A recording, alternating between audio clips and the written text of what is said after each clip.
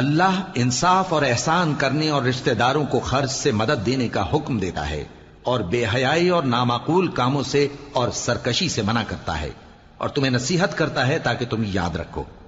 اور جب اللہ سے عہد کرو تو اس کو پورا کرو، اور جب پکی قسمیں کھاؤ تو ان کو مت توڑو کہ تم اللہ کو اپنا ضامن مقرر کر چکے ہو،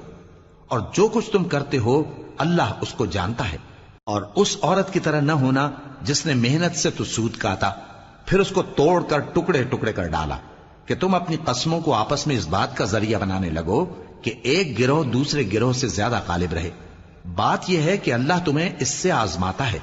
اور جن باتوں میں تم اختلاف کرتے ہو قیامت کے دن اس کی حقیقت تم پر ظاہر کر دے گا۔ اور اگر اللہ چاہتا تو تم سب کو ایک ہی جماعت بنا دیتا، لیکن وہ جسے چاہتا ہے گمراہ رہنے دیتا ہے اور جسے چاہتا ہے ہدایت دیتا ہے۔ اور جو عمل تم کرتے ہو اس دن ان کے بارے میں تم سے